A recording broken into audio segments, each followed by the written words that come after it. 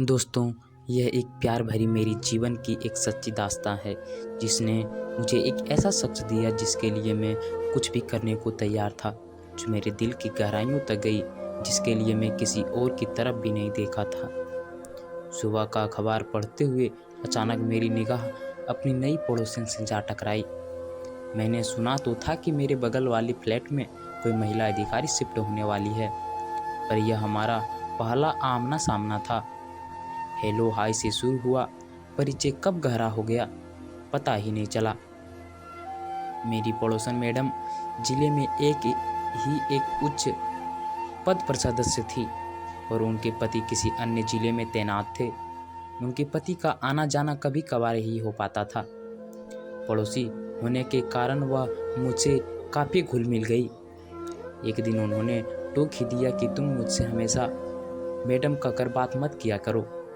मैंने कहा, मैडम मैं अभी एक विद्यार्थी हूँ और आप इस जिले में तैनात एक वरिष्ठ अधिकारी, आखिर हमारा क्या रिश्ता हो सकता है।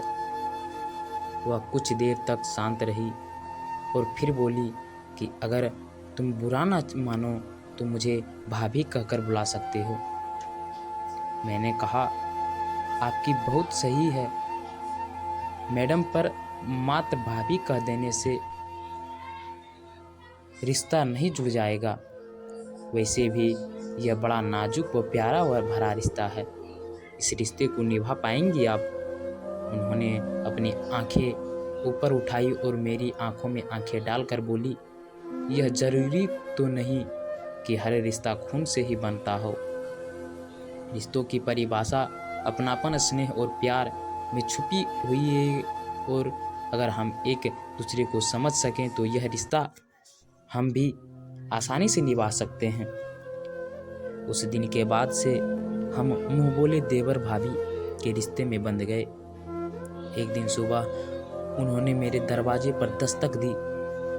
गुड मॉर्निंग जनाब, विद्यार्थी जीवन में घोड़े बेचकर सोना अच्छी बात नहीं है। अच्छे विद्यार्थियों की तरह अपने करियर पर ध्यान दीजिए और पढ़ाई लिखाई में जुट जाइए। इससे पहले कि मैं कुछ कहता, एक अपरिचित पर मधुर सी आवाज़ मेरे कानों से टकराई। नमस्ते अंकल, मेरा नाम कविता है और मैं कक्षा 11 में पढ़ती हूँ। मैं आपकी भाभी की इकलौती प्यारी बिटिया रानी हूँ और अब यहीं पर रहकर आगे की पढ़ाई करूँगी। अच्छा भाभी, तो आपने इन्हें हमारे बारे में पहले से ही बता रखा है। चलिए, अच्छा हुआ, अब हमें परिचय देने की ज़रूरत नहीं पड़ेगी। तो ठीक है, हाथ मिलाइए और आज से हम दोस्त हुए। अच्छा अंकल, अब आप बताइए कि कैडबरी चॉकलेट पसंद है ना आपको? हाँ हाँ, क्यों नहीं। तो फिर शाम को आप कैडबरी चॉकलेट लेकर आइएगा। चल हट बदमाश, कहीं अभी अंकल से फ़ायदे से परिचय भी नहीं हुआ और तेरी फरमाइशें शुरू हो गई। भाभी ने कहा, आप इसकी बातों में मत आइएगा, क्योंकि खाने पीने को लेकर दोस्ती करने में यह काफ़ी तेज है। अरे तुम दोनों के चक्कर में मेरी चाय भी ठंडी हो गई। अच्छा, तुम जल्दी से फ्रेश होकर आ जाओ तो एक एक कप गरम गरम चाय हो जाए। वक्त के साथ कविता मुझसे काफ़ी घुल मिल गई। वह मेरे खाने से लेकर बाहर जाने का हिसाब किताब रखा करती थी।